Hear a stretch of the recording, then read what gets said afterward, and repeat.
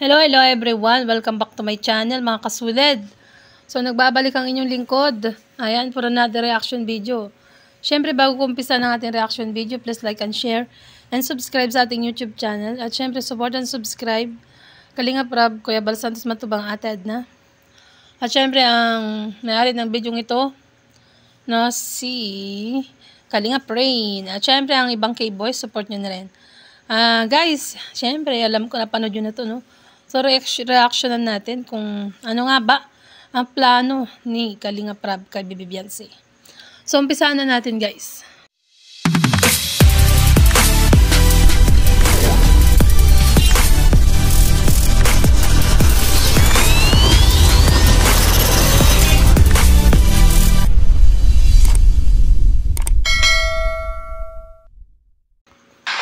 Bali, interview lang natin si Kalinga Prab.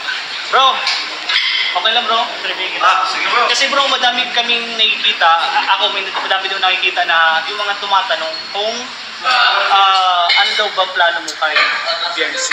Yun, no?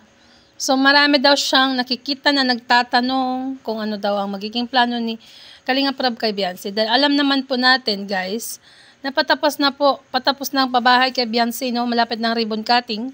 So, kaya ito, content ni Kalinga Prain, no? Nagtanong siya kung ano magiging plano. Kung gagawan nga ba ng channel or, no? Yan. So, tingnan natin, guys.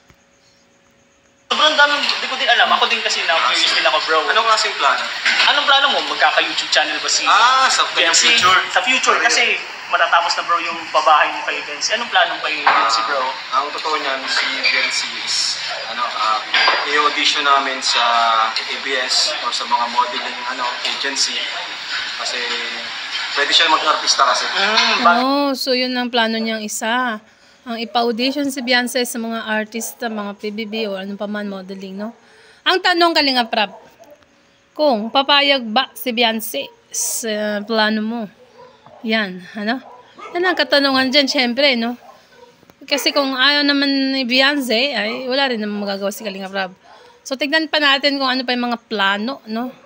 Sa PBB, yan yung talagang first, plan ko. Plan A ko kay Beyonce. Ay, grabe! Yung makapasok sa mga modeling, sa mga commercial, kasi bagay siya dun eh. Tama. So, yun.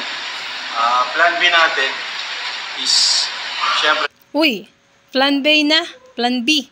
Ano kaya ang plan B ni Kalinga Prab para kay Beyonce? Yan. So, tingnan natin, guys.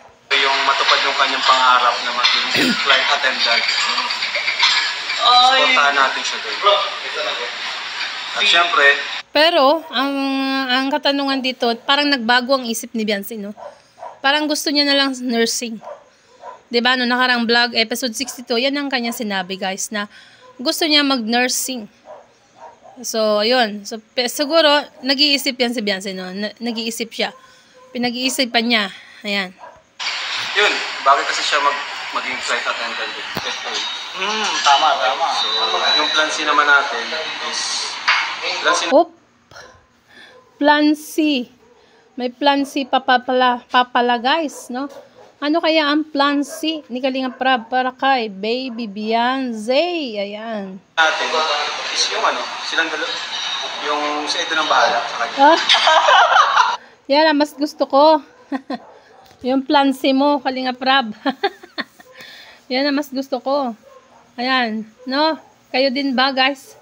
Ang mas gusto nyo sa plano ni Kalinga Prab, ang plan C? So, ayan, no? Ang plan C daw. Ay, bahala na si Edu kay Beyonce. So, tignan natin, guys. Kasi hindi na bahala kung anong plano nila sa kanila. Oo, kasi syempre, pag mag-asawa na sila, mag-jowa, alam. Ay, mag-asawa. Oh, shoutout sa mga kasulid dyan, no? Natuwang-tuwa dito sa sinabi ni Kalinga Prab na pag mag-asawa na sila or mag-jowa. Ay. Mag-alam pa tayo. Di ba? Siya baga? Ay, wala.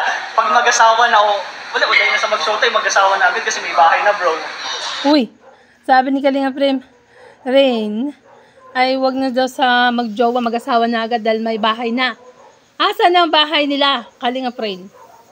Yung babahay ni Baby Beyonce? Ayan, ang katanungan doon, guys. Napakagandang tanong itong aking tinatanong, no?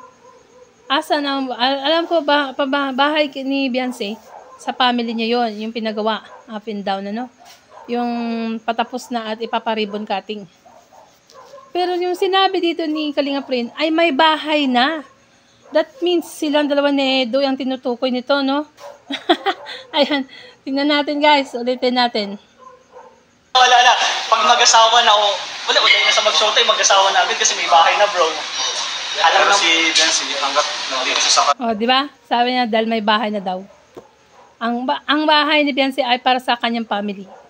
Hindi para sa, kunwari, pag mag-asawa na si Beyonce, ay hindi naman, no, siguro, gagawa ng, o kaya mag-ano ng ibang bahay, no? Parang may nag-gets ako dito, So, sinabi ni Kalinga Pray na may bahay na daw. So, silang dalawa lang yun, no? Sa mag-asawa, kung kunwari. Kasi yun ang pinag-usapan nila dito sa Plan C.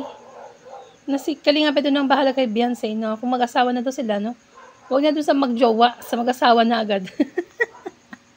Pambira yan. hanggat nandito siya sa Kalinga, tayong maghahawak sa kanya, handle, manage yun. Sa kanya.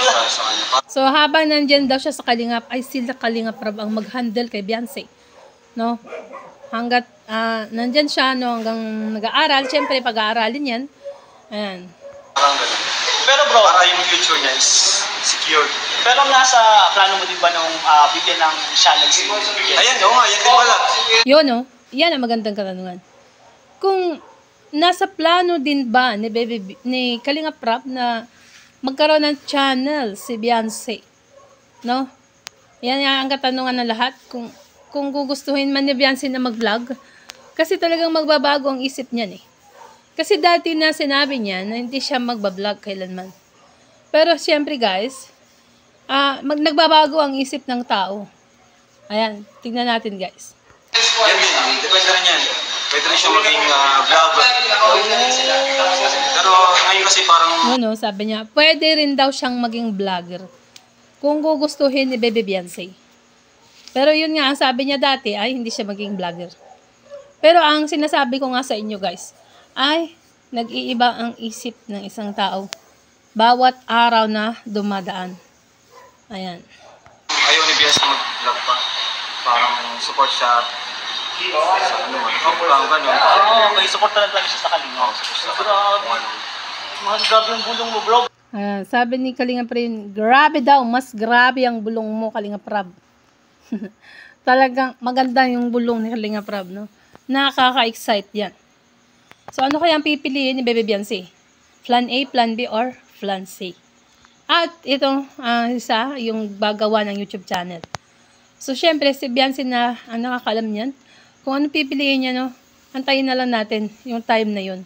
Ayan, so guys, hanggang dito na lang po ang ating reaction video. Please like and share and subscribe sa ating YouTube channel. Syempre, support and subscribe Kalinga Prab, Kuya Bal Santos Matubang, Ate Edna, at ang mga K-Voice. At ang may-ari ng video ito na si Kalinga Pray. Yan, bye, God bless. At saka ang ating YouTube channel, huwag na huwag niyong kakalimutan.